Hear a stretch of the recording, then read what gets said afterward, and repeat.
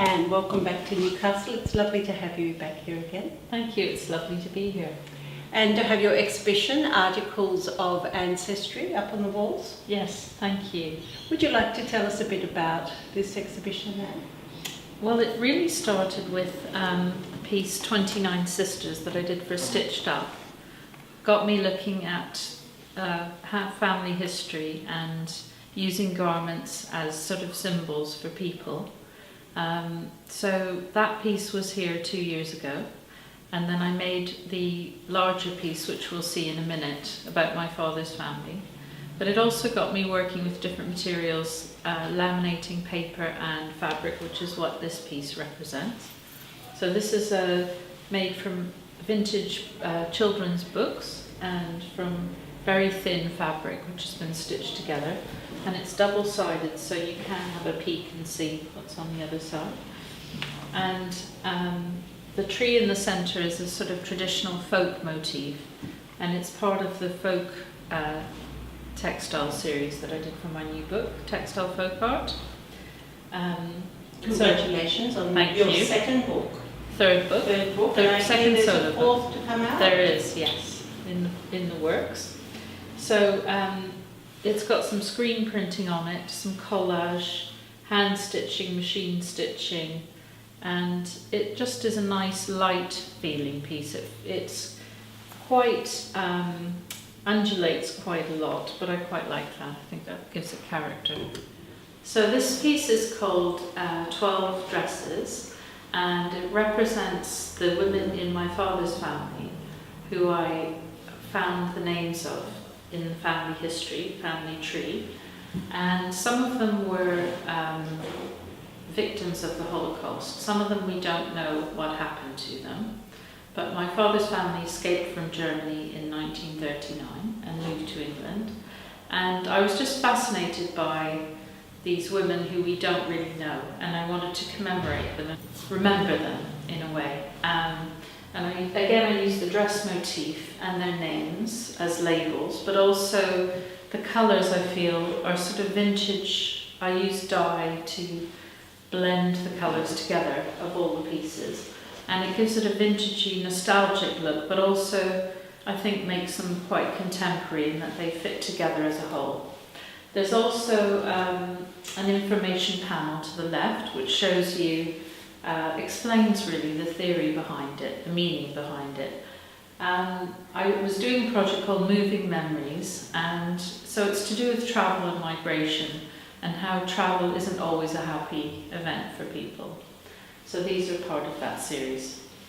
And it's the same technique, Anne? Yes. So I'm using fabric collage, and they're all backed slightly differently. They've all got nice backings on them as well, but they're based on generally speaking cotton or heavy linen, and then the pieces are layered up using bits of fabric collage stitched, and in this case they were dyed as well after they were stitched, just to give them a sort of uniform look and unity. Yes, they're very integrated. Thank you. These pieces. So these were shown at the Knitting and Stitching Show in Olympia in London. That's when they were first shown, in March 2018 rather, and then they were shown at Harrogate in November 2018.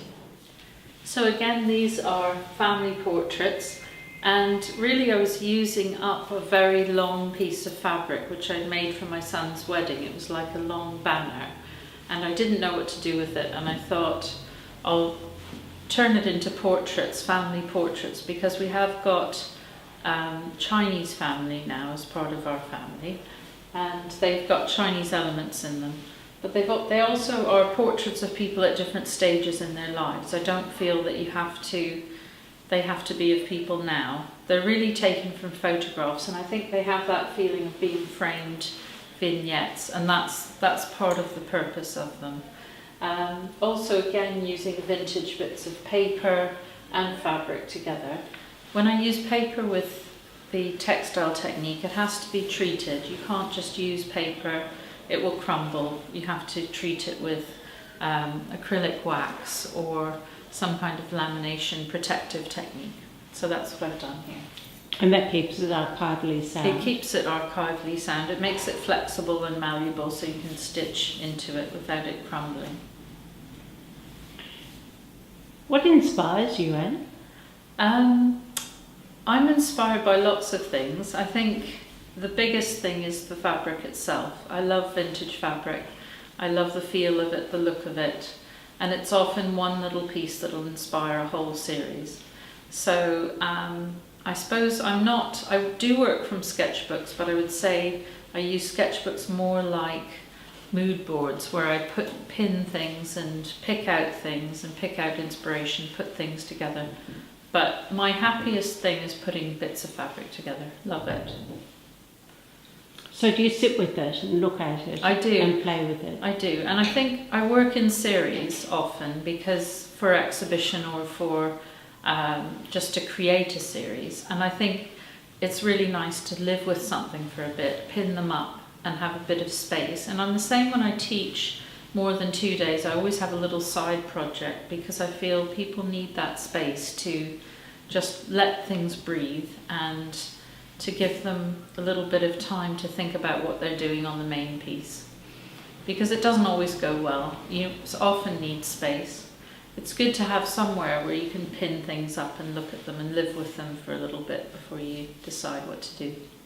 You're such an accomplished artist, with exhibitions and writing books and doing multiple workshops around the world. What keeps you going? Well, I love it, and I think it's the feedback that I get from people, and when people tell me that they've been touched by what I do, or they have enjoyed it, or it's made their creativity stronger, that's really what keeps me going. I love connecting with people, whether it's through books or through teaching or through exhibiting. And I think there's a big appetite for creativity in the world at the moment. I think people, it's not escapism, but I think people want to reflect their feelings and their emotions. It's not therapy, it's art, but it's really important. I feel it's a really, really strong thing for people, especially women, but I think all people, to express themselves with.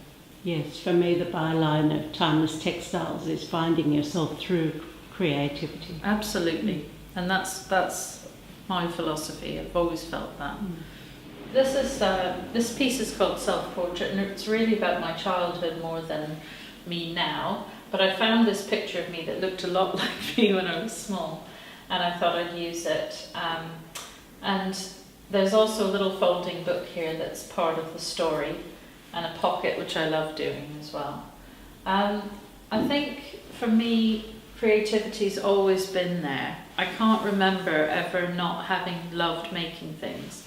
And I don't come from a very creative family in terms of making, so I don't really know where it came from. My grandmother was an amazing needlewoman, so I think that's probably what happened. But I just feel that, again, finding things that remind me of childhood or remind me of my roots and putting them together was just a joyful experience, really. It was nice to find things and put them together. And I did a little bit of writing, and it was really about what I wanted to do and what I wanted to make, and always wanting to make and do, and always having things on the go, always being busy. So that hasn't changed. And where are you thinking of heading towards? Well, at the moment, as you mentioned before, I'm writing my 4th book for Batsford, so that's due in at the end of this year, so I've got a lot to do on that. Can you tell us what it's on? It's about travel, so it's about connecting, it's sort of continuing, all my books continue the theme. So with Textile Nature, it started with looking at nature, and it ended up looking at folk art and women's work, and that is a very strong theme in textile folk art. And then of course in textile folk art I was looking at travel and migration, so that's coming through into the 4th book, and it's a very timely theme, and I would not pretend to know everything about it, but it's just using my experience and helping people to find starting points for their work. That's what I do, that's what I hope to do, and inspire people. That's such a hopeful thing, is to have a starting point, because that's such a block for a lot of It is. people who It are is. wanting to be creative. Absolutely.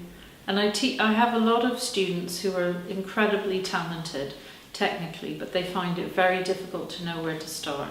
So that's my role, really, is to give them a starting point and get them going, and enjoy the fruits of their labour, really, which is brilliant. I've really enjoyed my visit to Australia for the second time, and I'm teaching in New Zealand as well, which is lovely. And I just find people here very inspiring, because they're so enthusiastic and they really love making, they love doing making, and they really appreciate it when we travel and come and see them. So it's great. Thank you. Well, Anne. the world is a much richer place by having you in it. So thank you. Thank you. It's a pleasure to have your exhibition up, and congratulations. Thanks. Thank you. Thank you.